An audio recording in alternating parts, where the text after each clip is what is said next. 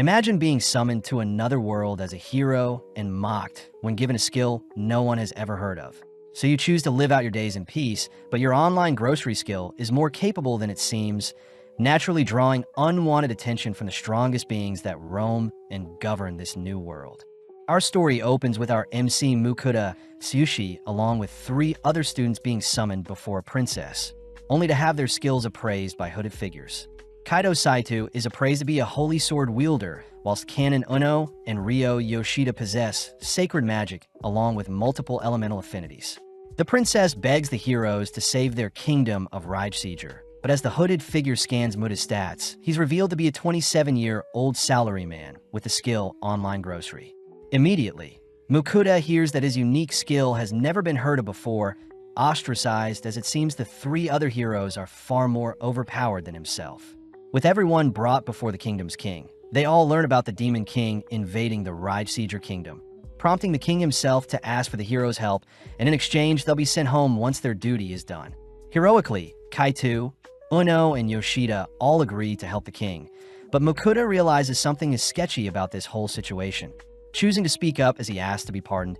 That way he can live a peaceful life away from this drama. Surprisingly, Mukuda is allowed to leave, handed 20 gold coins, but Mukuda is unsure about the worth of said coins. Passing through town, Mukuda garners strange looks from the town's folks, choosing to purchase a change of clothes only to pay others for information he is searching for. Mukuda chooses to stop by a grocery store to pick up some food, only to pick out a place to stay, slumping into his bed as he is grateful he chose a more peaceful life. Mukuda points out how the royals were carrying such luxurious items, showing signs of greed. But before Mukuda makes plans to leave the country, he calls for his status window to appear. Mukuda reads that he is level 1 and has the skill appraise and item box. A good turnout, as he doesn't need to carry around things. As for his online grocery skill, he's still unsure how it works. Fidgeting around for a bit, Mukuda ends up tapping on the skill, only to be frightened when an ordinary-looking grocery website pops out in front of him. Sifting through the items, Mukuda starts by adding water bottles to his cart, only to move on to some bread he can eat right away. When he goes to check out, he is asked to pay for his meal, choosing to pay with a silver coin, only to receive what he ordered magically via a cardboard box. Mukuda is impressed by such a skill, swiftly munching on his bread. As he reasons such a skill was unknown to the royals and could be used to sustain him and make a profit in this new world. Making his way out of town, Mukuda is advised to head to the town of Keels near the border of the kingdom, barely managing to hitch a ride with other travelers. During his journey, he makes some small talk with a traveling merchant, learning that the merchant plans to sell some soap in Keels, an item that is considered quite luxurious. Mukuda wonders why the merchant doesn't just store his luggage in his item box. But the merchant says the item box skill is quite rare, with only 1 in 1,000 having such a skill, whereas the appraisal skill itself is the rarest of them all, with only heroes being able to wield such skills. Mukuda hears that appraisal items are precious and are strictly held by the guilds and countries. But when the merchant wonders why Mukuda is asking him such things, Mukuda manages to conceal his rare skills, reasoning that his secrets should be safe as long as no one appraises him. When a merchant hears that Mukuda is planning on staying in Keels permanently, the merchant says it's a good idea, seeing as trouble is brewing in Raijseeger and rumors say the kingdom's borders will be closed soon. Right on cue, Mukuda arrives at a stop only to learn that all travel services have been suspended. Visiting a tavern, Mukuda chats with some knights, surprised that the knights plan on shifting their jobs to monster hunting, seeing as a war starting would be less favorable for them. Visiting the town's guild, Mukuda greets the receptionist only to request for escorts to help guard him to the kingdom of Venan by foot. Seeing as such a request is quite taxing, the receptionist asks that Mukuda pay 8 gold coins for his job, but seeing as he has no other choice, Mukuda reluctantly pays up. Immediately, the receptionist calls out to Werner and his party, prompting Werner from the Iron Will to introduce himself as a C-rank adventurer. Seeing as he wants to head out as soon as possible, Mukuda says he'll cook for the gang to save on expenses, something Werner is grateful for, as he says he'll get his party ready to set off tomorrow morning. Cutting to the next day, Werner introduces Vincent the swordsman, Rita the scout, Roman their mage, and finally Franca the healer. Starting on their journey, the gang remember to take breaks in between, allowing Mukuda to show off his item box skill, where he retrieves a cooking stove and pot. Mukuta remembers that a magic stove would cost him 50 gold, so instead he used his online store to purchase a gas stove, allowing him to whip up some soup and sandwiches for the gang. With every mouthful, the gang are impressed by Mukuta's cooking, but Mukuta is revealed to have used his online grocery skill to pick out some soup packets along with pre-made sandwiches. Seeing as his escort party is slowly warming up to him, they all agree to continue their journey, but with Rita as their front guard, she suddenly orders the gang to halt. Out from the nearby trees, two massive bugs fly towards them, prompting Werner and Vincent to dash towards the monsters, instantly slaying them. As Franca heals the party, Rita is seen reporting sightings of a red boar up ahead, but with Ramon's help, they escort the boar directly towards them. Stepping up to the plate once more, Vincent and Werner tag team the massive beast before them, but even as C ranks, they easily slay the creature. Harvesting the creature's flesh, the gang reasoned they can sell the hide and fangs of the boar for a good price. As for the flesh, Mukuta offers to store them in his item box. With the sun setting, the gang gather around Mukuta's cooking, all choosing to turn their backs to allow Mukuta to cook comfortably. Mukuta decides to combine the harvested bacon with some vegetables, topping the meal off with some sausages only to serve the meal with some bread. Seeing everyone scoffing down his warm stew, Mukuta is relieved they enjoy his cooking. But when Mukuta serves up a second round, he wonders why the others are so impressed by his simple cooking. Mukuta chooses to appraise the other's stats, speechless upon discovering Rita has outrageous stats for someone of her stature. Suspecting something, Mukuta appraises the stew he made, realizing the food items he brought using the online grocery store are giving his party MP and strength boost, a horrifying discovery, as such a skill can become dangerous in the wrong hands. Choosing to keep his discovery a secret, we pan out to see a mysterious creature stalking our party from the bushes. Continuing their journey the next day, they make substantial progress towards the Venan Kingdom, all reasoning that it'll be 2 to 3 days left until they'll part ways. But seeing as night has fallen, they all prioritize setting up camp. Heading off on his own, Mukuta takes out some of the harvest boar meat, first slicing them into pieces only to marinate them in some ginger sauce he purchased online. Next, Mukuta finally chops up some cabbage, only to retrieve his gas stove, beginning to fry the marinated pork, but the sheer smell of the pork draws in the attention of the onlookers. Serving up the ginger marinated pork alongside the cabbage, the gang are instantly blown away by the succulent flavors that fills their mouths with each bite. But as Mukuta goes into the logistics of his cooking, Werner begins to quiver, pointing out the monstrous creature that has snuck up on them. The creature demands to be fed, forcing Mukuta to feed it some of the marinated pork, but seeing as the monster's hunger is yet to be satiated, Mukuta rushes off to cook some more. Batch after batch, Mukuta hastily feeds the creature, finally able to satisfy its hunger only after he's exhausted his supplies.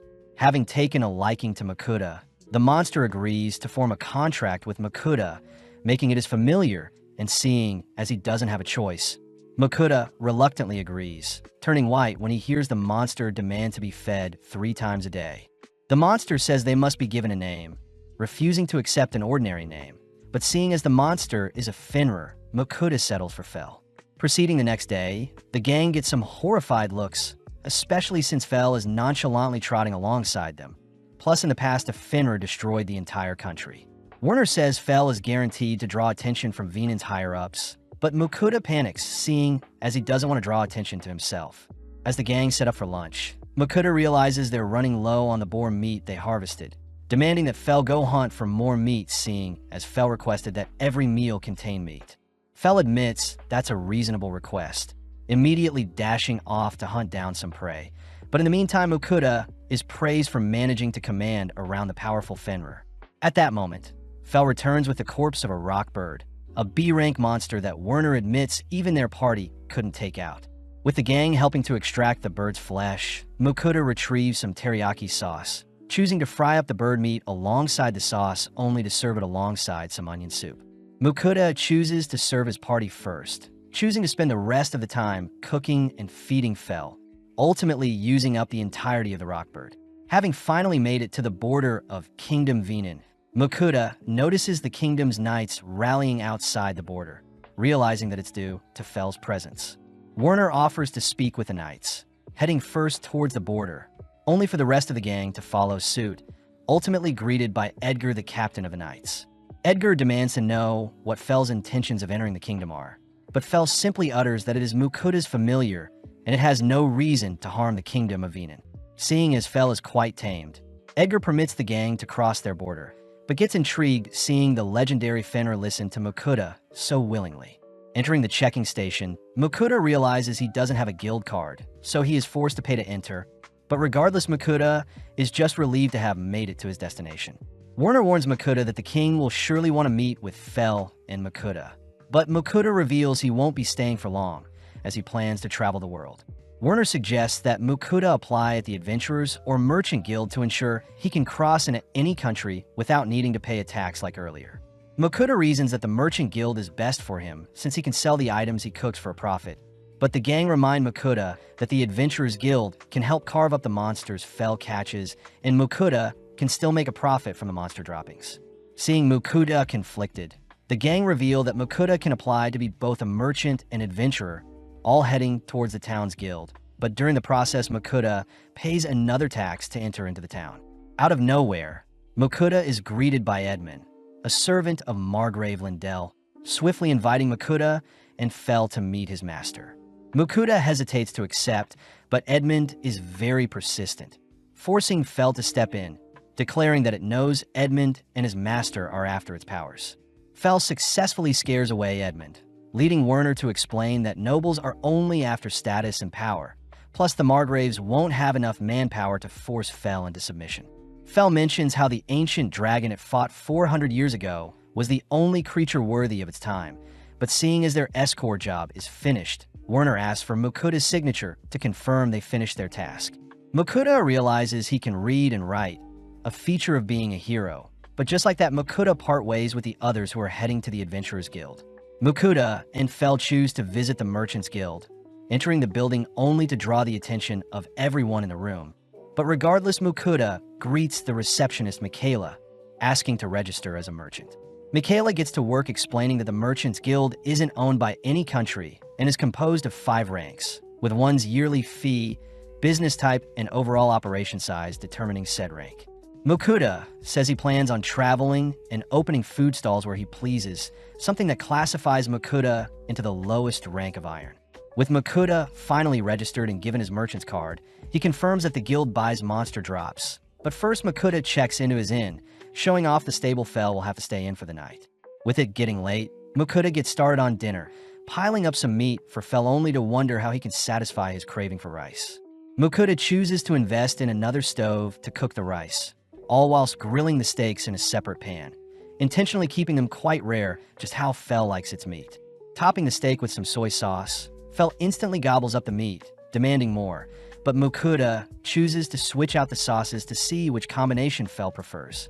After feeding Fel, Mukuda gets excited seeing as his rice is finally ready, carefully scooping out a bowl of rice only to top it with some steak and sauce, immediately devouring the meal. With Fel helping to clean up any leftover food, Mukuda is seen leaping into bed, but remembers to prepare the items he plans to sell the next day. Heading to the Merchants Guild the next day, Mukuda shows off the items he plans to sell, but Michaela gets shocked upon inspecting the items, quickly asking Mukuda to follow her to a separate room. Introduced to the Guildmaster, the Guildmaster reveals that the salt and pepper Mukuda plans on selling is so valuable it could be a gift for royals. The Guildmaster asks to personally purchase the item, offering up 4 gold coins for the salt and 10 gold coins for the pepper, piquing Mukuda's interest as he purchased the salt and pepper for a measly 5 copper coins, each from his online store.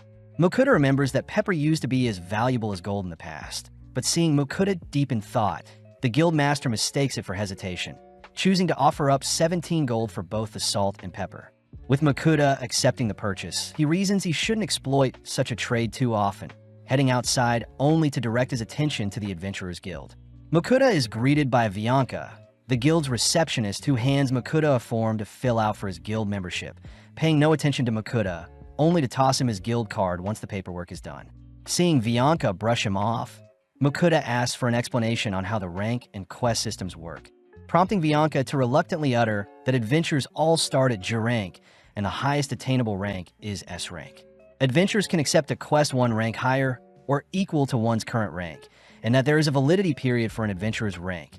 Plus, G ranks must accept a quest each month.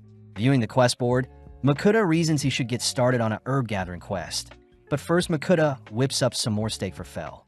Makuta gets curious as to how strong Fel truly is, using his appraisal skill on the beast, only to be speechless seeing Fel's maxed out stats. Waking up bright and early the next day, Makuta heads to wash his face, only to hear Fel growling at him, demanding to be fed a filling breakfast. Putting together a quick breakfast, Makuta and Fel head out for their herb gathering quest, reasoning that Makuta himself should gather some herb whilst Fel hunts for their next meal. Fel suddenly detects monsters roaming nearby, swiftly casting a protective barrier to ensure its master's safety, only to part ways as Fel rushes to hunt down some monsters. Taking out the quest, Makuta sees that he needs to gather Caillou and Maj grass, using his appraisal on a nearby field only to see that there is only weeds growing nearby. Heading a little deeper, Makuta successfully hunts down both Caillou and Maj grass, reasoning he should take back some extra just to be safe.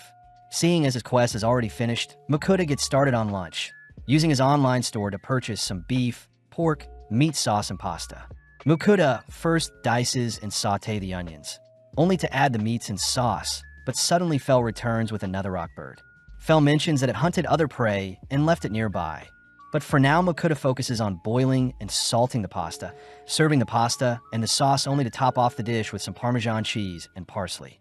Inspecting the dish, Fel is skeptical at the vine-looking dish, but with a single slurp, Fel begins to devour the spaghetti dish before him.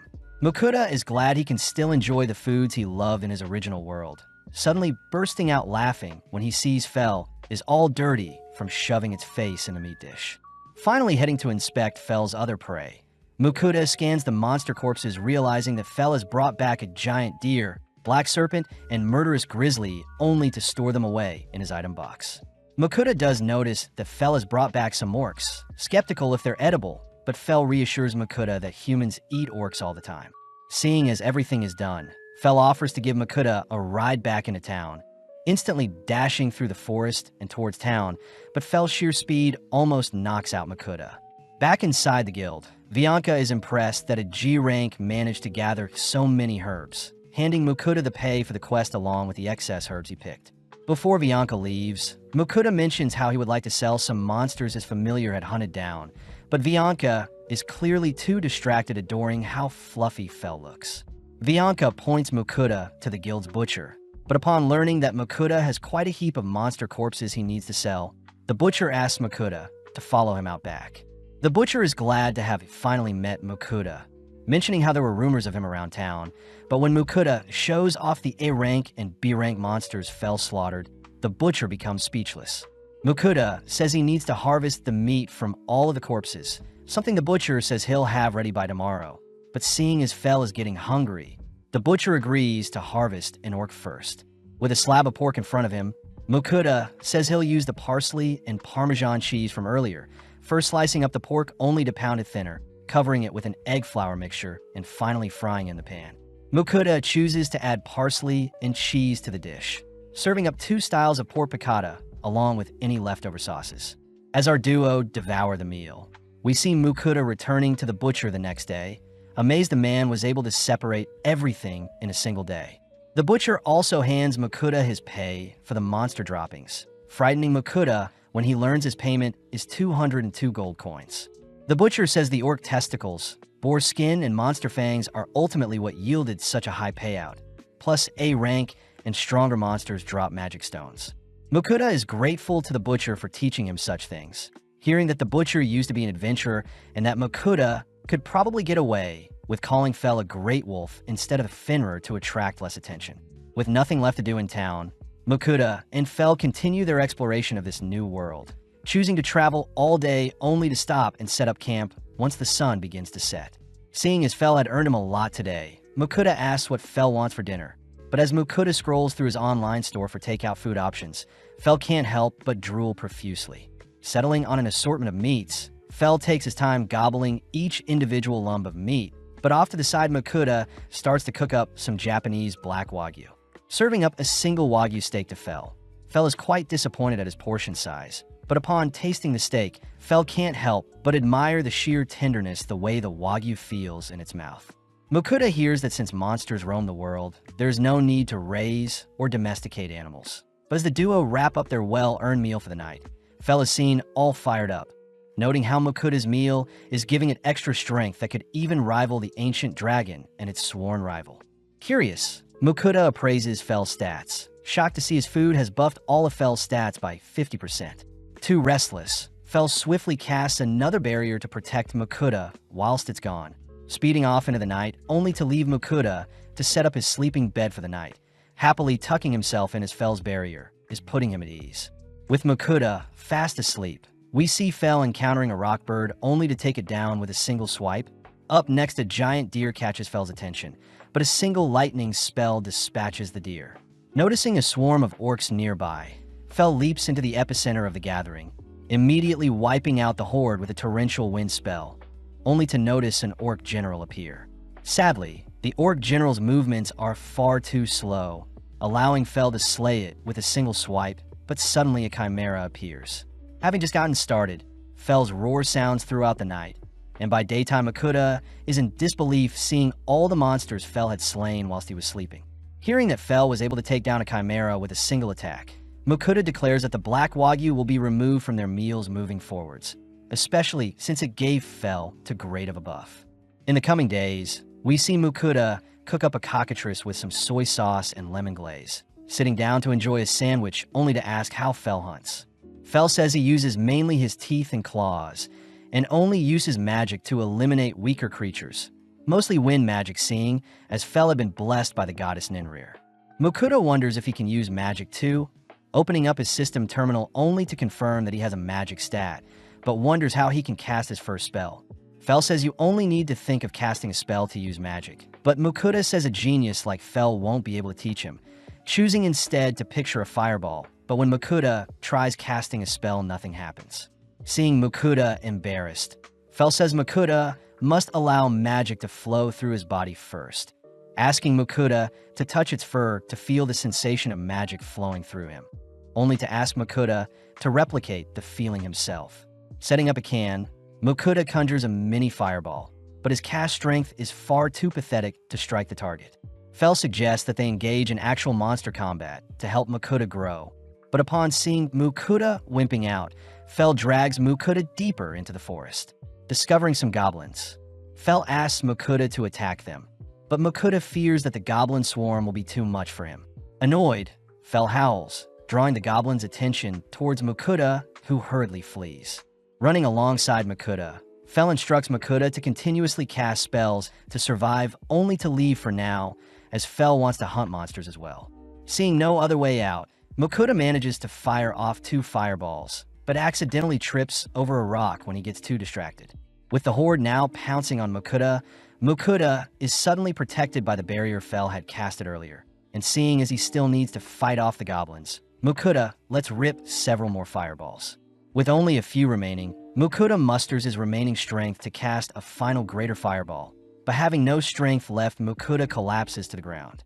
As the remaining goblins approach Mukuta, Fel arrives intercepting the goblins, but as Mukuta finally falls unconscious, he awakens later that night angry at Fel for putting him through that experience.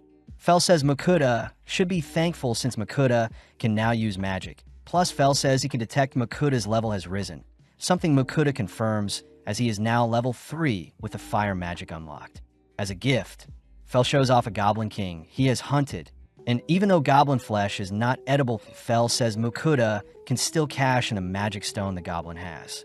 Fel says he wants to be rewarded with a meal, hinting at the fact that a wagyu steak may suffice, but Mukuta says he won't be serving wagyu anytime soon, especially since Fel was too energetic afterwards. When Mukuta prepares to start cooking, he suddenly collapses onto his knees once more, declaring that they'll have to buy stuff online for their dinner, seeing as he's too tired. Served up a massive plate of dessert buns. Fel watches as Mukuta nibbles on a melon bun, following his lead as he too devours his platter of desserts. As Mukuta serves up seconds, he warns Fel not to eat too many sweets or he'll become sick, but Fel says his blessing from the goddess Ninrir makes him immune to any poisons of debuffs. Mukuta can't help but get jealous, screaming out into the night sky to be blessed as well, all whilst a mysterious being listens to Mukuta's pleas. Reaching their next town, Mukuta is cornered by some knights who are threatened by Fel, but luckily Mukuta's guild card calms down the knights, seeing as Fel is registered as Mukuta's familiar.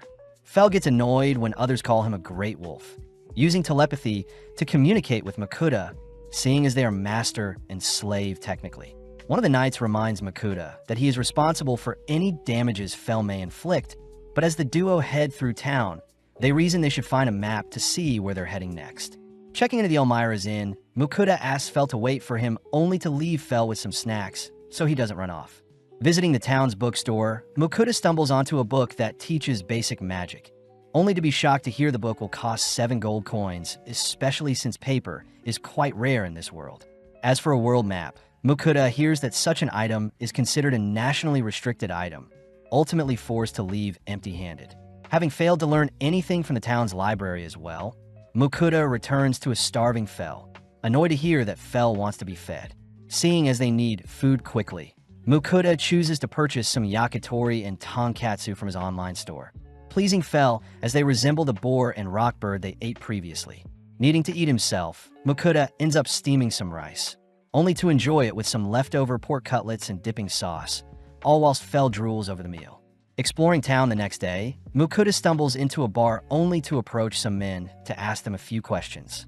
When the men refuse, Makuta buys them a few drinks, cheering up the mood as they gladly invite Makuta to sit down. Makuta starts by uttering that he traveled from the kingdom of Ragester and it's his first time in the kingdom of Venan. But immediately, the men mention how the kingdom of Ragester has started several wars in an attempt to claim more land once the new king took over. Makuta hears that the kingdom of Ermin and the kingdom of Leonhard in the east are safe places, plus there are dungeons for adventurers to explore. Makuta is grateful for the information, but voices how upsetting it is he has yet to find a map. Coincidentally, the men before him reveal a map of their own, having obtained it from a fellow adventurer. The men offer to pass it down to Makuta, seeing as they've already memorized it, even agreeing to sell it to Makuta for a measly gold coin. Unable to pass up the opportunity, Makuta agrees to buy the map. But as the men leave, the remaining people in the bar laugh at Makuta, revealing that the map he bought could have easily been purchased at the guild for a single silver coin. Taking the hit and learning from the loss, Makuta and Fel continue on feet eastwards to the country next to the sea, a location that should house sea serpents and krakens. In the realm of gods, we see Ninrir wondering why Fel had contracted with a human, continuing to monitor Fel and Makuta. Back with our duo, we see Fel speeding past a forest, only to arrive near the sea. Fel says he's fiending for some seafood, nonchalantly approaching the body of water only to unleash a devastating lightning spell that slays countless fish. Fel says Makuta is free to collect as many fish as he needs, and the remainder should return back to normal after their paralysis wears off. Getting to work, Makuta starts off by collecting some violet trouts, only to encounter a bigger-looking king trout. But when Fel asks Makuta to retrieve a purple-looking fish, Makuta appraises it to be a poisonous lake fish. Makuta instantly tosses the poisonous fish back into the water, reminding Fel that his human body won't be able to withstand poison, instead settling for the other fishes. Makuta and Fel proceed to gather firewood only to start a fire with Makuta's fire magic, followed by Makuta buying flour, butter, and mushrooms. Next, Makuta washes and guts the fishes, seasoning them with salt only to skewer and roast them over a fire. Moving on to the king trout, Makuta begins filleting the fish, switching things up by wrapping up the king trout in some foil alongside some seasoning, placing this batch alongside the fire to cook. Finally, Makuta moves on to the remainder of the fish, battering them only to grill them like normal. With 3 different fish dishes completed, the boys tuck into their dinner, prompting Makuta to take out a can of beer to pair it with the fishy meal. With every bite of fish and sip of beer, Makuta gets lost in the endless flavors in his mouth. But suddenly Fel cries for more fish, forcing Makuta back onto his feet as he continues to fry up some more fish. Having stuffed themselves, Makuta mentions how their dinner reminded him of camping, but as he heads to clean up, he suddenly bumps into a slime. Fel reasons that they shouldn't worry about an insignificant creature like a slime ruining their night. And when Makuta pokes at the slime, he can't help but adore it. Checking its stats, Makuta confirms that the slime was born 3 days ago and has very low stats. But when Makuta sees that the slime is hungry, he feels bad since there is no food left. Surprisingly, the slime hops over to the rubbish that is piled up, slowly dissolving the rubbish Makuta was supposed to clean up but Mokuda steps in when it begins to dissolve his cooking utensils. In mere moments, the slime had helped Mokuda clean up any trash left over, earning some praise from Mokuda as he gives the slime a tight hug. Fell reveals that the affection Mokuda just showed the slime created a contract with it, and now the slime is Mokuda's familiar, something Mokuda confirms when he checks his status window. With a new companion added, Mokuda gives the slime the name of Sway, cutting to a few days later where Mokuda is training his earth magic, having discovered recently he had an affinity for it. Seeing Mokuda's slow progression, Fell offers to find more monsters to challenge Mokuda's growth, but Mokuda blatantly refuses, instead sitting down for a break alongside Sway. Mokuda notes how big Sway has grown, having progressed from level 1 to 8 in 3 days. Strange since Sway has only been eating the trash that's been piling up. Seeing as everyone is getting hungry, Mokuda quickly whips together some miso stir-fried orc meat atop some rice and lettuce, something Fell instantly gobbles up. Mokuda had made extra, so Sway could eat with them, all three sitting down to appreciate the salty and tender dish. As Fell and Sway dust off their plates, they both ask for seconds, only to cut to later that night where our trio are stuffed. Checking Sway's stats, Mokuda confirms that his cooked meals give temporary buffs, adoring Sway as it helps clean off the dirty dishes and bowls left over from his cooking, reminding Mokuda that they should celebrate Sway's first meal. Mokuda chooses to prepare some red bean buns and hot tea for everyone, a food that makes Fell crave desserts more and is an item that makes Sway hop around gleefully. The next day, Fell is seen staring off into the distance only to wake Mokuda up as they need to discuss something serious. Fell reveals that Ninrir had sent him a divine message last night, uttering that Ninrir is willing to bless Mokuda if he offers up a payment of sweets every week. Although Mokuda is confused, Fell continues by stating that the blessing Mokuda will receive is a minor blessing that can still grant immunity to most illnesses, but instant death and powerful curses are still a threat. Luckily, such a blessing will boost Mokuda's magic capabilities, but Fell emphasizes that Mokuda needs to offer up sweets once every week, annoying Mokuda as it's obvious that Ninrir clearly just likes sweets. As Mokuda accepts such a deal, he wonders how he can send his offering to Ninrir, hearing that any item can be made into an altar as long as Mokuda means what he is praying for. The final thing Fell mentions is that the first offering must contain certain dessert breads, but seeing as there is no reason to refuse, Mokuda prepares the breads alongside some coffee. With his hands clasped, Mokuda offers up the food items to Ninrir, watching the food items vanish, and in exchange Mokuda receives a minor blessing from the goddess. Following Ninri, she is seen quivering, having finally received the dessert breads she had been watching our trio eat. With a single bite, Ninrir is overjoyed by the delectable treat, even flushing down the scrumptious treats with the coffee Mokuda sent only to continue to stuff her face with the other sweets. Getting back to training, Mokuda tries out one of his rock spells, amazed to see that Ninrir's blessing has improved his strength and control over his magic. Additionally, Sway has reached level 13, motivating Mokuda to work harder and get stronger. But after a few hours of training, Mokuda decides to refuel with some sweets. Combining some chocolate with some coffee, Mokuda shares his meal with Sway, both awaiting Fell's return. After some more waiting, Fell finally returns, instantly sniffing out the chocolate Mokuda had snacked on whilst he was gone, forcing Mokuda to purchase some more chocolate to quench Fell's cravings. To make things worse, Ninrir telepathically orders for Mokuda to send her some chocolate as well, shyly uttering that she had already finished the sweets he sent her, so she needs some more. Reluctantly, Mokuda agrees, only for Fell to rush Mokuda onto his back, horrified to hear that Mokuda's training isn't going well, only to whisper under his breath that they'll need to visit a certain location after all. Arriving before a cave, Fell utters that it is actually a dungeon before them and Mokuda will need battle experience to train his new earth magic. Seeing Mokuda try to sneak away, Fell swiftly tosses Mokuda back towards the dungeon, reassuring Mokuda that the dungeon is only filled with weaklings, but Mokuda says they're weak only to Fell. Fell reminds Mokuda that one day he won't be able to fully protect Mokuda, finally giving Mokuda the courage to tackle the dungeon. But first, Mokuda declares he'll need to eat first. Ordering tons of takeout, Mokuda finally tells Fell about the stats boost his food grants, and since Mokuda can't tell what foods boost which stats, he simply begins to gorge on spread in front of him. Only tasting each food item, Mukuda hands the leftovers to Sway, who helps clean up any mess, whilst also leveling up from consuming non-food items. As Mukuda finishes up tasting the desserts, he comments on how full he is, and upon checking his stats, he confirms that everything is boosted by 20%.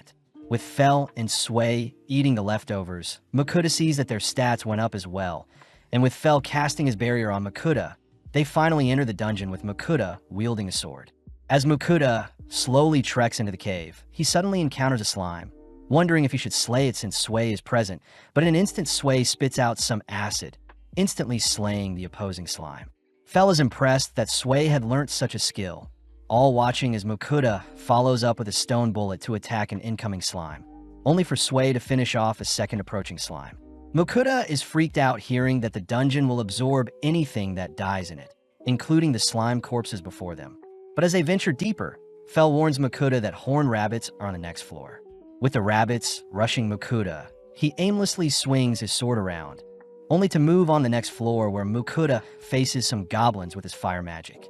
Mukuda does wonder why monsters are still attacking with Fel present, hearing that monsters in the dungeon attack anything that enters, suddenly running into kobolds on the next floor. At first, Mukuda attempts to flee, but seeing no other escape, Mukuda manages to unleash 2 earth projectiles that flatten the kobolds, amazing Mukuda himself. Fel reminds Mukuda to grow stronger whilst in the dungeon, all heading into the deepest floor of the dungeon. But horrifically, Mukuda encounters hundreds of kobold guarding the last floor. When Mukuda tries running away again, Fel stops him, allowing Sway to help this time with clearing the floor, plus Fel himself can always step in if things get hectic. Seeing Sway pumped up, Fel shoves the pair towards the enemy, alerting the kobolds to Mukuda's presence as they all simultaneously lunge at Mukuda. Luckily, Fel's barrier repels the attacking monsters, giving Sway the opening to slay several kobolds with its acid spit.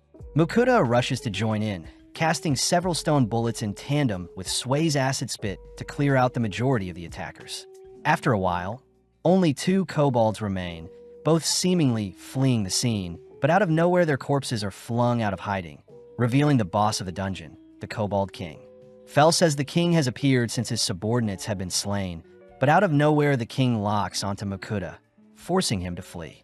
With Mukuda attempting to take down the creature with his stone bullets, he realizes that the projectiles simply deflect off the king's tough exterior, panicking as he can only flee from the king's axe swings.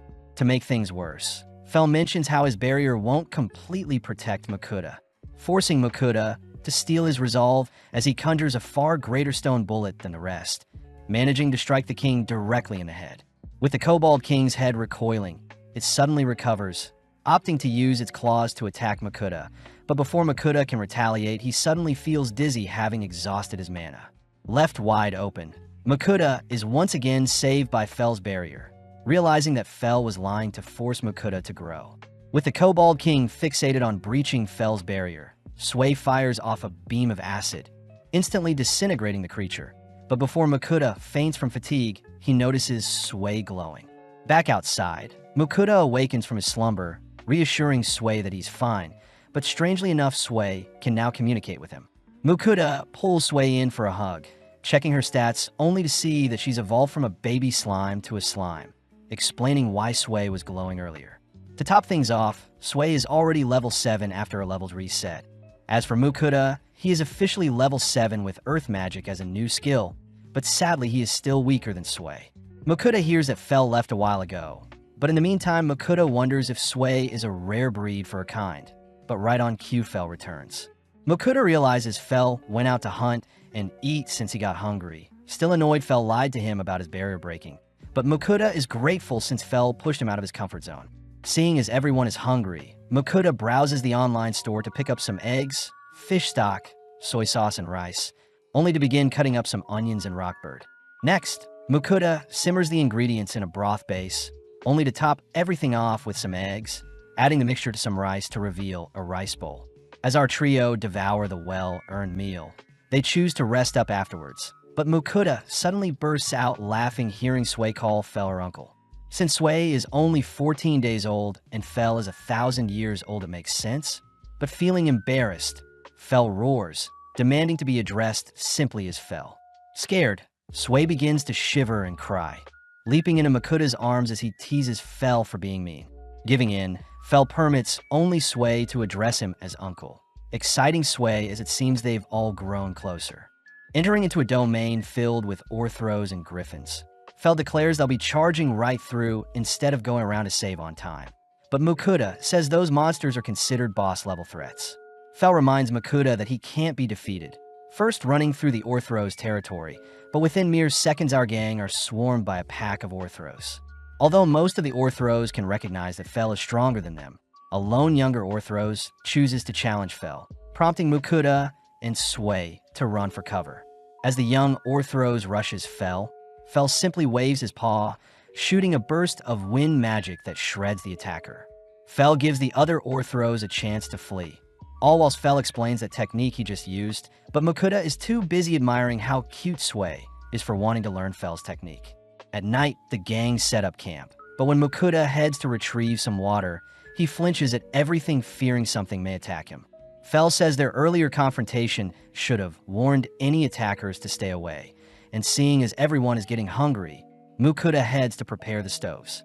Makuta asks Fel how much longer it'll take to arrive at their destination, shocked that they're only halfway and it'll probably take another 3 weeks to reach their end goal.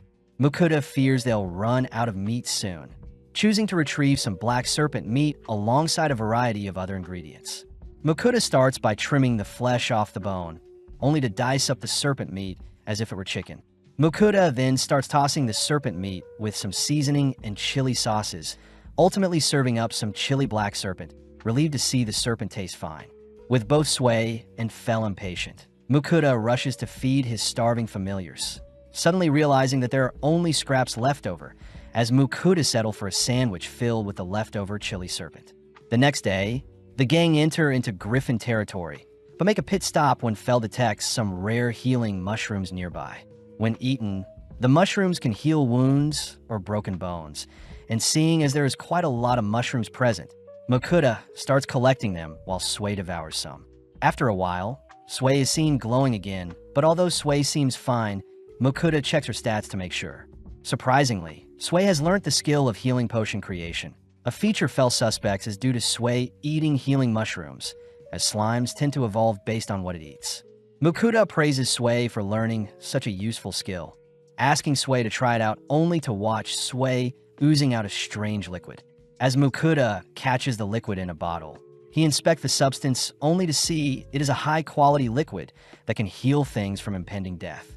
With Sway showing off other types of healing potions it can create, Fel admits that he has never seen such an intelligent and skilled slime like Sway before, something Makuta celebrates as he hit the jackpot with Sway.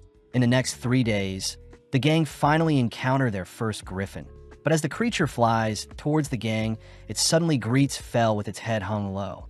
The griffin begs Fel to duel it, as it wants to become head of its pack, and seeing as the griffin is willing to give its life to prove itself, Fel accepts the duel. Off to the side, Makuta asks that Fel not slay the griffin, but as the duel starts, the griffin leads with several slashes that Fel evades. Fel chooses to kick the griffin away, but the griffin simply sends out several feather projectiles, forcing Fel to dodge, all whilst creating a smoke screen in favor of the griffin. The griffin uses the smoke screen to dive in and out for attacks on Fel, but getting a little annoyed, Fel unleashes a tornado that clears the smoke, all whilst capturing the griffin in the eye of the storm. Makuta screams for Fel to let the griffin live, forcing Fel to release the griffin from the tornado, but the griffin is too beaten up to move. Quickly, Makuta and Sway heal the griffin with Sway's healing liquid, but seeing the griffin depressed, Makuta points out that the griffin was able to land a hit onto Fel. Surprised it was able to harm the legendary Fenrir, the griffin roars, attracting its kind only to declare that it has become leader of its pack thanks to Fel. Before the griffin leads with its pack, it hands Makuta one of its feathers, promising to not intervene with the gang moving forward. That night, Makuta thanks Fel for clearing things up with the griffin, reasoning that he should use the rest of their meat to reward Fel. Makuta opts to batter and season the remainder of their orc meat, deep frying it only to serve it beside some cabbage and sauce, a meal both Fel and Sway gladly devour. With Makuta whipping up second for the gang, he is reminded by Fel to send offerings to Ninrir, cutting to a few days later where the gang have finally emerged from the forest. Makuta celebrates a month and a half worth of traveling. Checking the map, to see that they're close to the kingdom of Leonhart, and seeing as they're basically out of meat, the gang sprint to search for any man-made roads. Off in the distance, Mukuda spots a caravan being attacked by bandits, ordering Fel to save them in exchange for a luxury meal later.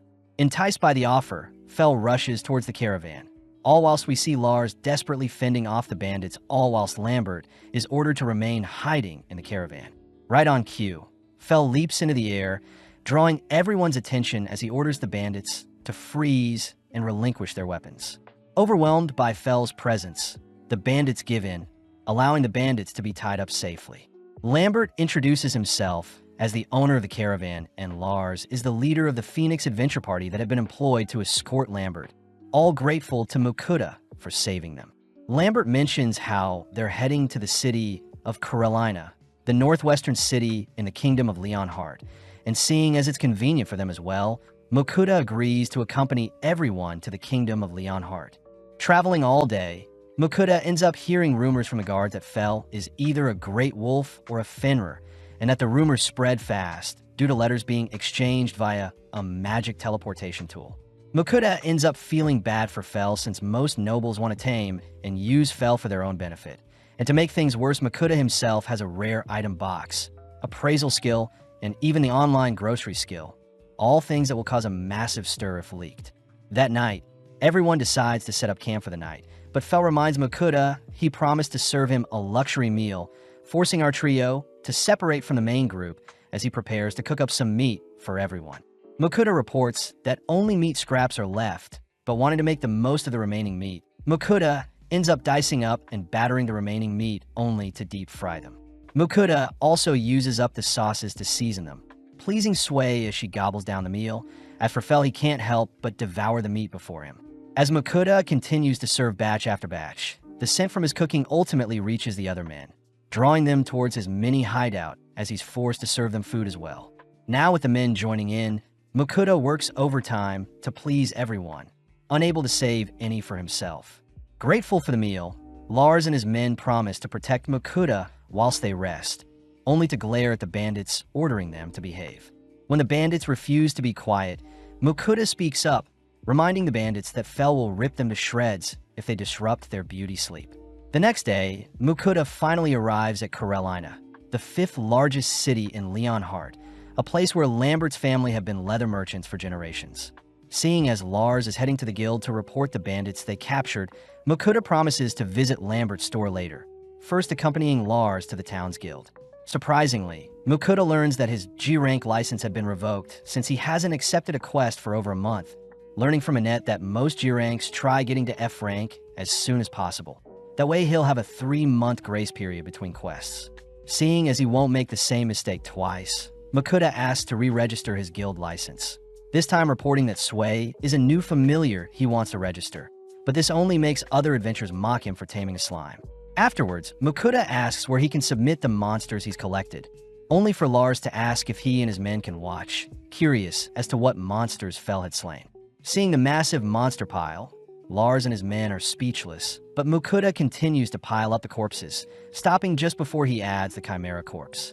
Johan the Butcher is impressed to be given the chance to carve up so many corpses, but Mukuda asks if it's fine to have his monsters butcher in places other than the guild, but Johan advises against it since non-licensed butchers are sketchy. In mere moments, Johan perfectly extracts a portion of the red serpent's delicate skin, making Mukuda and Fel crave the taste of the serpent's meat. Lars suddenly realizes something, asking what meats were served to them last night. But upon hearing that Mukuda had served them A-rank and B-rank monsters, Lars and his men immediately apologize for stuffing themselves with such rare monster meat. Mukuda is surprised at first, but reassures the men it was fine, something Lars can't accept as he promises to assist Mukuda if anything arises in the future. Checking into the Griffin in that night, Mukuda reasons that he should reach F rank whilst he's in town, plus he needs the guild's butcher to help extract the meat for their adventures. Before Mukuda heads to sleep, Ninrir's voice reminds Mukuda to complete his weekly offerings, and seeing as there is a pudding and jelly sale in his online store, Mukuda offers up a variety of sweets to the goddess. The next morning, Mukuda checks out the quest board, learning that basic escort jobs are worth 1 point, herb gathering is worth 2 points, and goblin hunting will garner 3 points. Seeing as he needs 100 points to rank up, Mukuda estimates that it may take around 2 to 3 months. But Fel orders Mukuda to take all the goblin slaying quests to speed things up. As both boys argue using their telepathy, Fel gets an idea, managing to convince Sway to agree to hunt down some goblins, ultimately convincing Mukuda to take on a goblin hunting quest. Heading eastwards, the quest rewards 5 goblin kills with 3 silver coins and 3 points, a reasonable offer for hunting goblins. After a few minutes of searching, our trio stumble onto 3 goblins, but in mere moments, Sway shoots them down with her acid spit.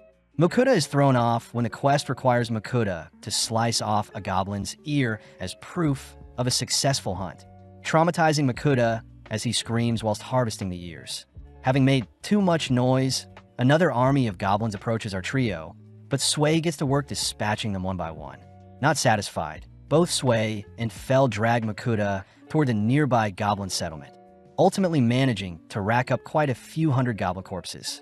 Moving on to harvesting the goblin ears, Mukuda wonders what they'll do with the remainder of the goblin bodies, fearing that it may attract other monsters or even create a dungeon itself. Fel reckons they should leave the corpses be and let nature do its magic, but Mukuda refuses, asking if Sway herself could melt down the bodies. Happily obliging, Sway ends up growing massively in size after cleaning up a fraction of the corpses, and when Mukuda checks Sway's stats, Mukuda sees that Sway has evolved into a big slime. Having gained the skill to proliferate, Sway shows off her skill to change size at will, splitting her body apart into smaller Sways only to begin dissolving the remainder of the goblin corpses. Mukuda is amazed by how overpowered Sway has gotten, but seeing as it's almost lunchtime, Mukuda declares they'll be having bread today. Changing things up, Mukuda purchases a variety of breads with savory fillings, intriguing Sway as she discovers different meats within each bread. As Fel tucks into the meal, Mukuda indulges in some coffee to wake himself up, a little disappointed that his plan to rank up slowly has been ruined, as the goblins they racked up in a single day have garnered him enough points to reach rank F already. Returning to the guild, Mukuda submits the hoard of goblin ears he had collected, but this ends up causing a stir at the guild, stressing Mukuda out when the guild master himself asks to speak with Mukuda.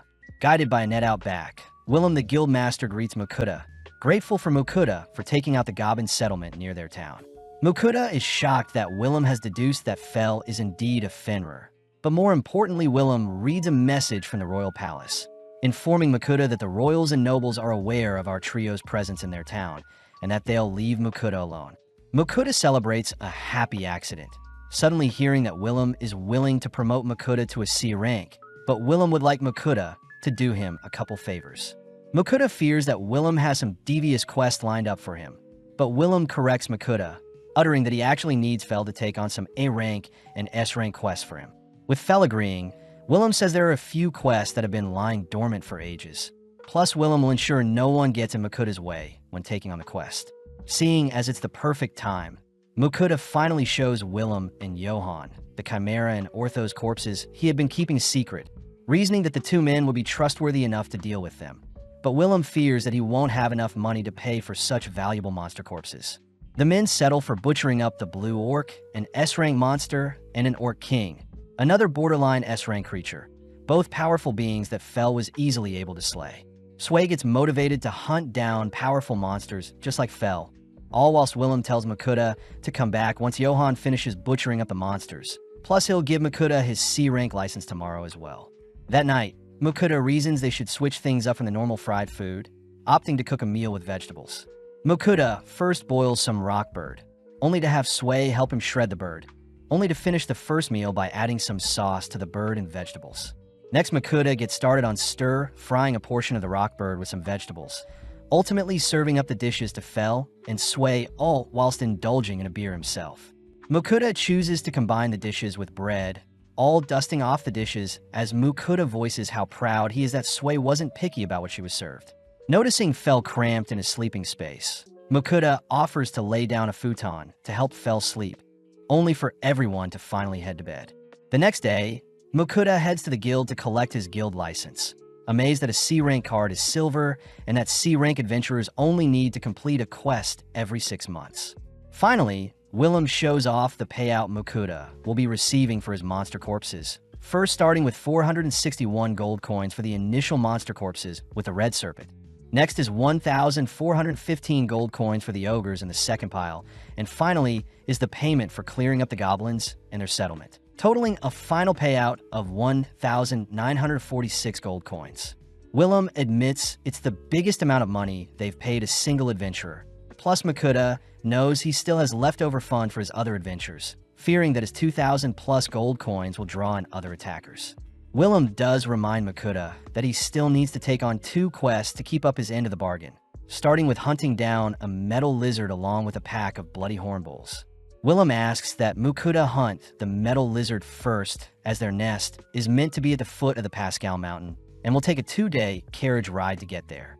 The blue lizard definitely has a favorite food, but there are no documents on what it may be, plus the lizard is immune to most physical attacks due to its tough metal exterior.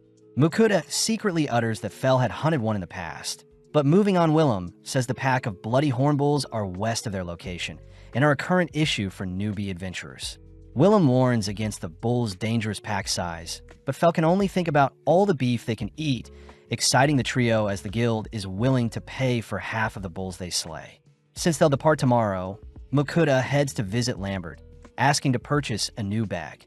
Lambert gladly shows Makuta a few bags made from different animals at different price points. But Makuta says Sway will be the final decider, seeing as she'll be carried around in it. Surprised to see Sway pick out the cheapest bag made of leather. Browsing around the store, Makuta takes note of a belt that can store his sword, but it costs 6 gold coins. Next, Makuta spots a fancy coin purse for a single coin, only to be drawn to new boots as well. Lambert says Makuta's total will be 11 gold coins, but seeing as Makuta saved his life and fed them expensive food, Lambert is willing to give Makuta the items for free. Before Makuta departs, Lambert asks if Makuta has any red serpent skin left, but Makuta apologizes since he sold everything to the guild. As Makuta promises to sell some of his monster droppings to Lambert next time, they part ways, only for Fel to request some snake for dinner. Seeing as they have a big day tomorrow, Makuta agrees to fulfill Fel's wish, first battering up some chunks of serpent meat only to double deep fry them. Instantly, Fel and Sway swoop in and devour the meal. And seeing as they recently restocked on food, Makuta is more than happy to feed them until they're stuffed. Once Fel and Sway are satisfied, Makuta reasons he should fry up some extra and store them for later, ending the night with a beer to accompany his meal, all while Sway and Fel knock out for the night. Heading towards the mountain where the metal lizards reside the next day, Makuta tries guiding Fel, but relying on his keen senses, Fel darts towards a cave, having detected a lizard resting inside. Slowly descending the cave, the gang notices a metal lizard off in the distance, but it seems to be glowing. Makuta appraises the lizard to be a mithril lizard, suspecting it mutated after devouring the nearby mithril ore, and seeing as there are no other lizards nearby, Fel will have to engage it. Fel explains that mithril is quite durable and highly resistant to magic, worrying Makuta, but in an instant Fel's lightning spell fries the lizard, smirking as he reminds Makuta that he is a legendary Fenrir. As Makuta stores away the lizard's corpse, he reasons he should gather some mithril for himself, wondering if he could craft a blade or some armor.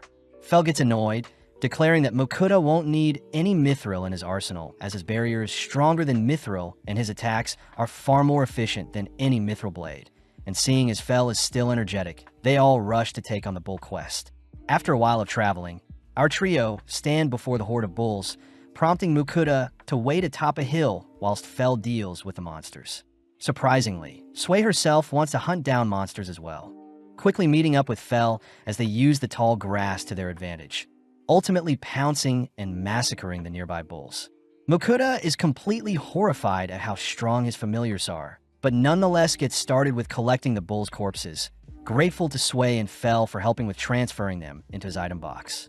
For a quick lunch, the gang munch on some sandwiches stuffed with orc and rockbird, all whilst Makuta flushes down the meal with some cola. Intrigued, Sway asks to taste the carbonated beverage, piquing Fel's interest as well, only for everyone to wrap up lunch.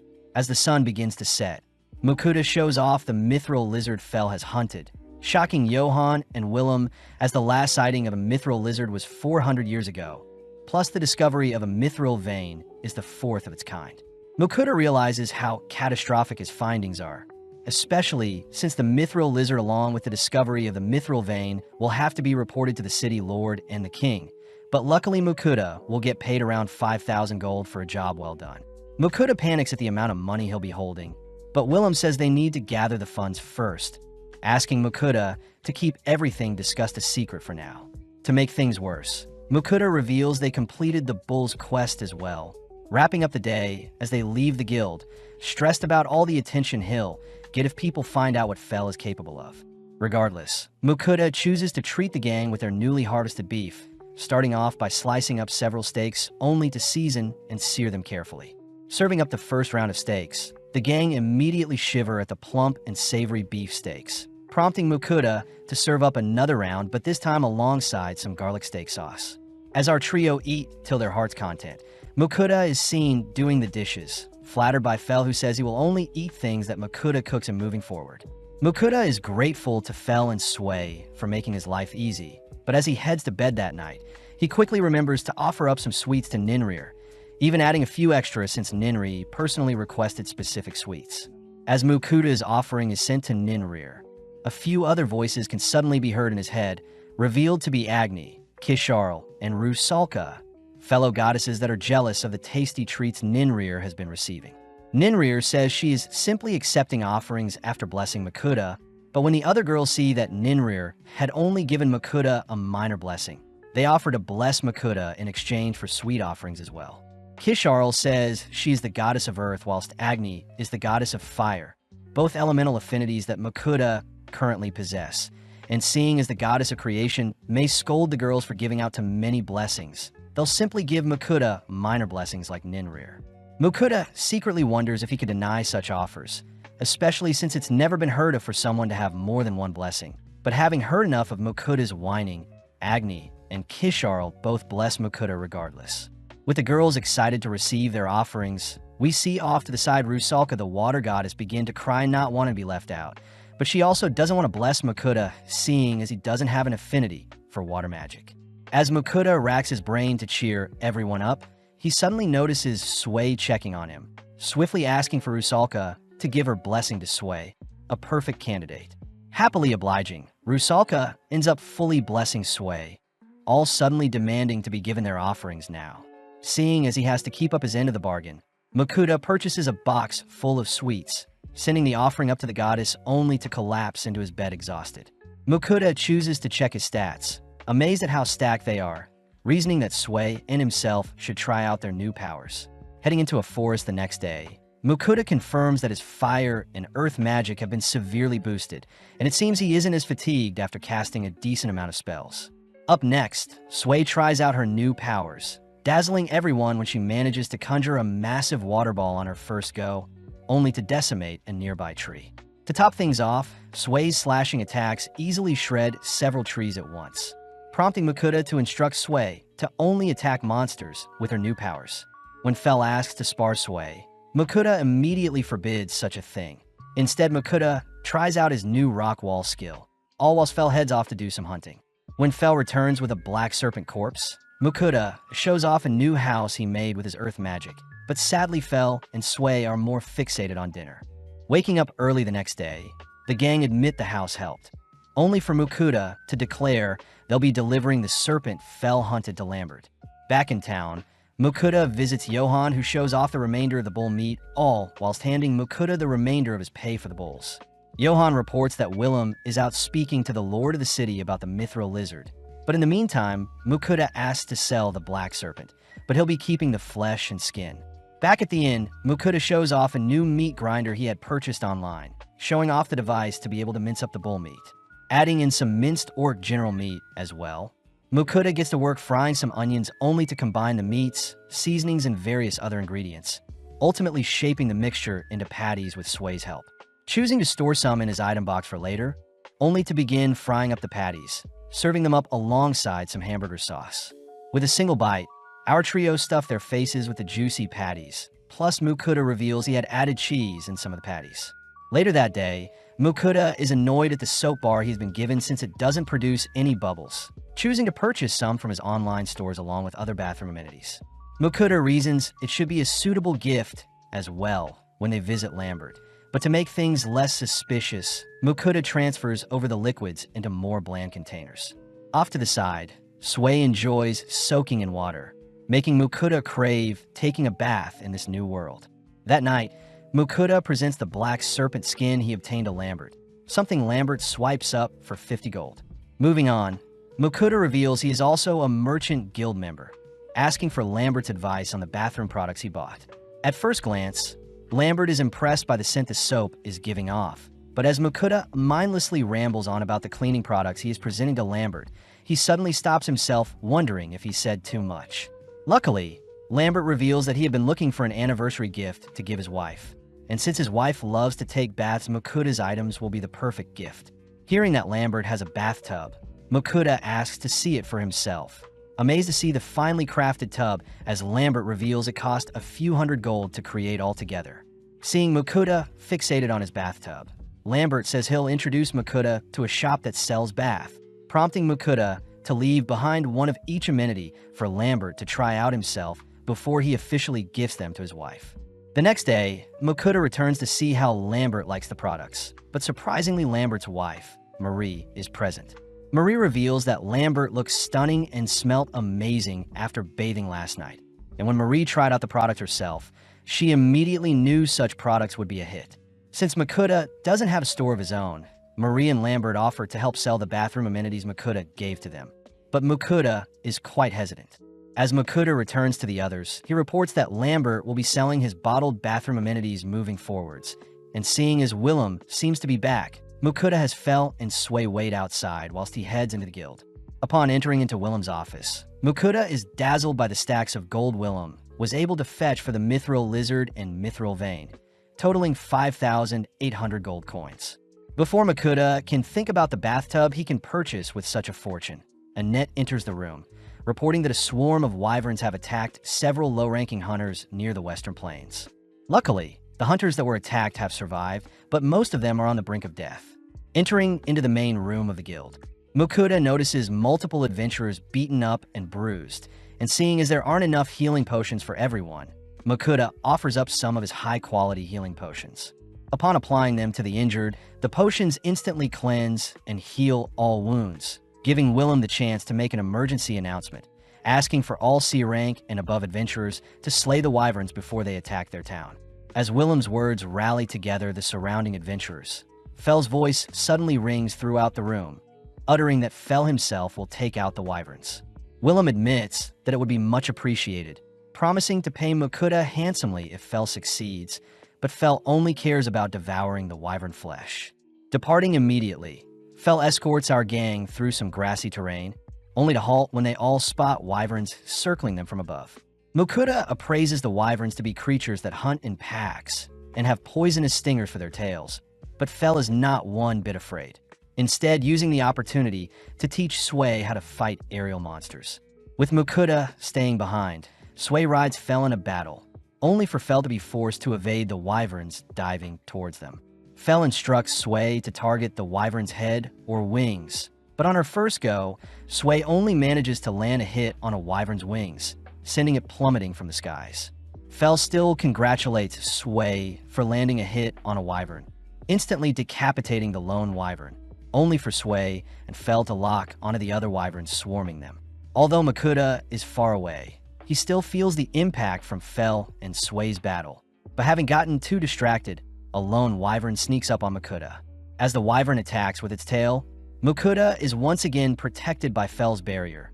But before the wyvern can attack Mukuda again, Sway appears, absorbing and blowing the creature away.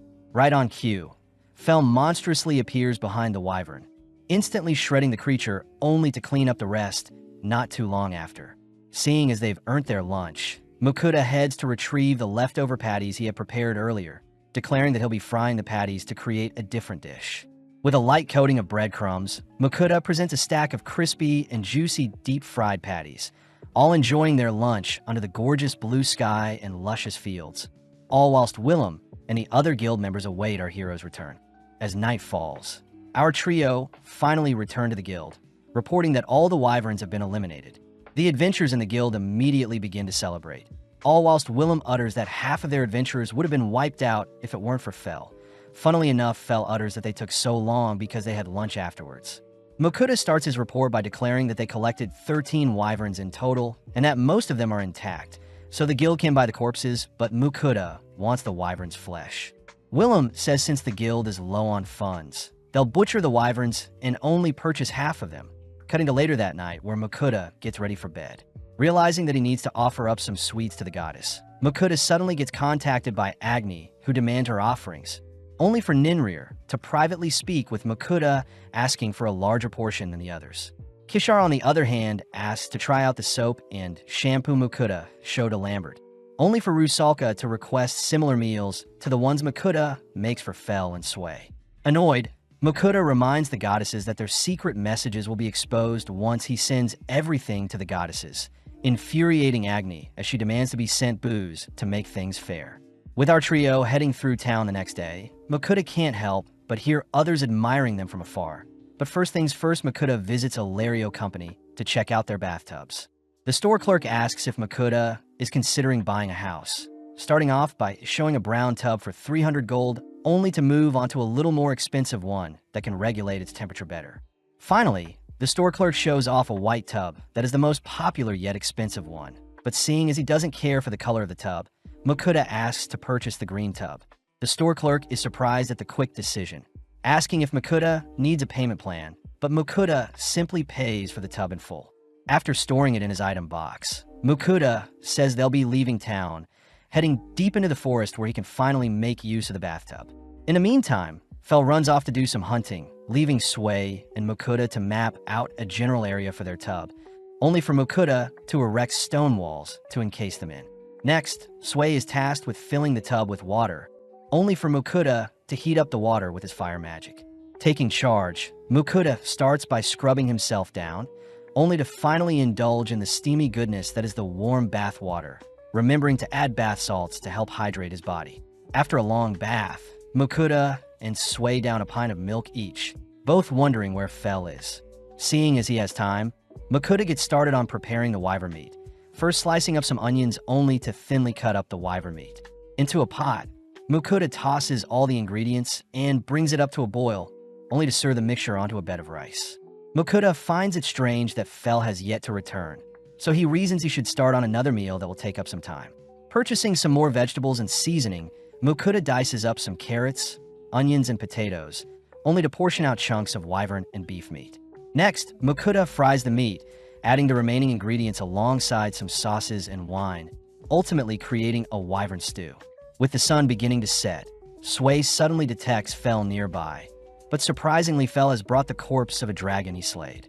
Mukuda is speechless upon hearing that Fel slayed a earth dragon, and seeing as Fel is quite satisfied with his hunt, Mukuda reminds Fel that they can't bring the dragon to the guild as it'll be too expensive for them to purchase. More importantly, Fel is able to sniff out the sweet scents of the stews Mukuda prepared, but Mukuda states they won't be having dinner until Fel cleans himself up. Searching through his online store, Mukuda chooses to pick out some grooming products for pets, only to begin brushing out Fel's fur to untie some knots. Moving on, Mukuda begins splashing Fel with some water to prep him for the shampoo, but seeing as it's taking longer than usual, Mukuda uses Sway as a shower to spray down Fel.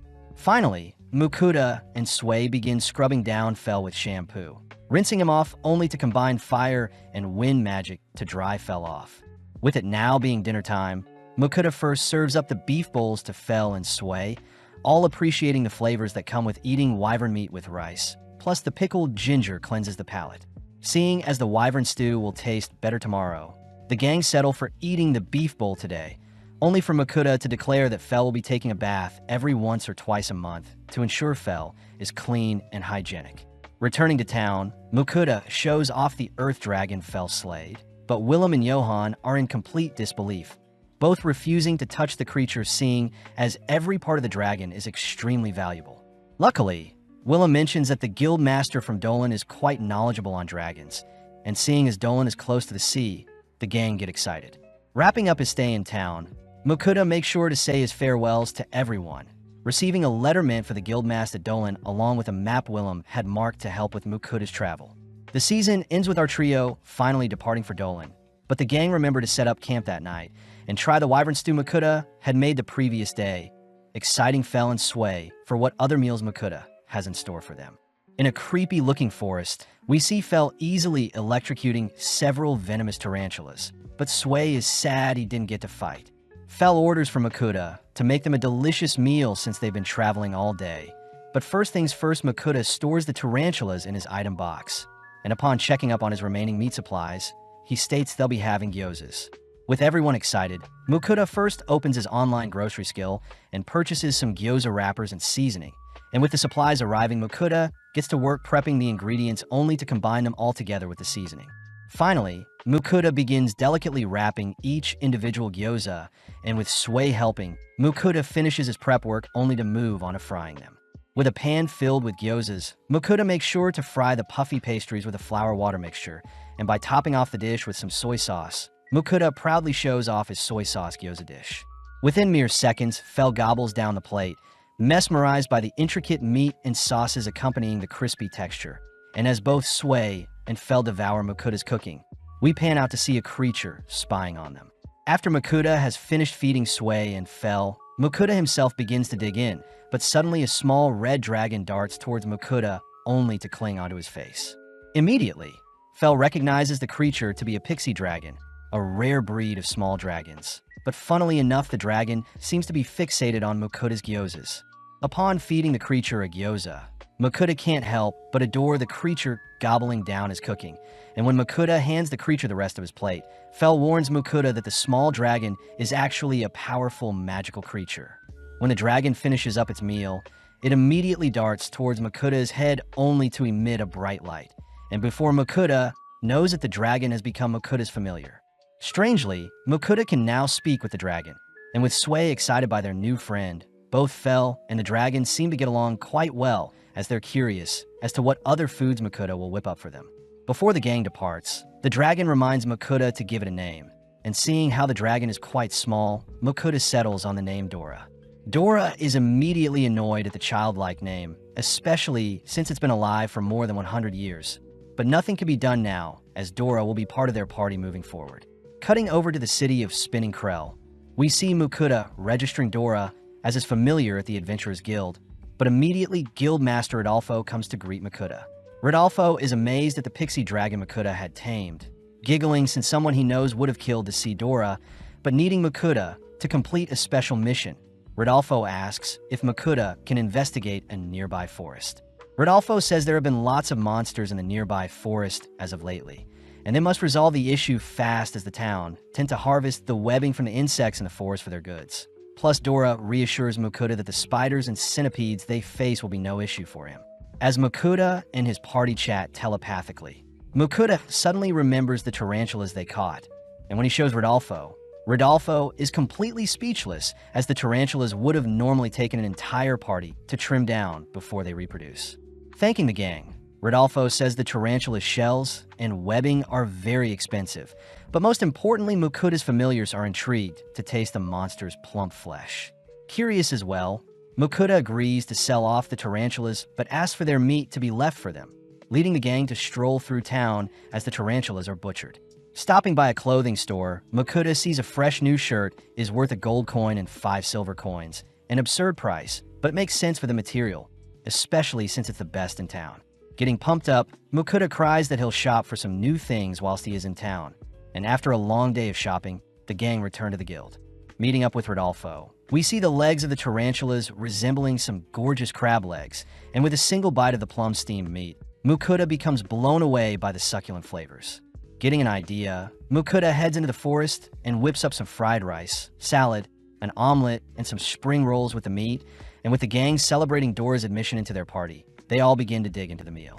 Bite after bite, the refreshing and savory flavors all intermingle with each other, and before Makuta forgets, he chooses to grill some of the tarantula legs, just like he would crab legs. Immediately, the others swarm Makuta's grill, forcing Makuta to share them. In the middle of the meal, Dora reveals that he had smelled Makuta's cooking when he was in the city of Carolina, but this means that the sudden influx of monsters in the nearby forest must have been Dora's existence, as the monsters were simply trying to scare Dora away. Regardless, the gang wrap up their meal, and as we cut to later that night, Makuta and Sway are seen cooling off in a hot steam bath. Settling in for the night, Mukuda wonders if he is forgetting something. But as we cut to the next day, Mukuda is seen selling the remainder of the tarantula shells from the legs they devoured yesterday. As Mukuda hands Rodolfo some leftover meat, he remembers that he still needs someone to help process the earth dragon Fell hunted down, prompting Mukuda to ask if Rodolfo knows anyone in Dolan that can help process the earth dragon corpse. Caught off guard, Rodolfo cries that Mukuda can buy an entire kingdom with the dragon corpse. So Rodolfo chooses to hand Mukuda a piece of paper asking for Elland, the guild master that resides in the dungeon city of Dolan, and with the men parting ways, Mukuda continues his travels.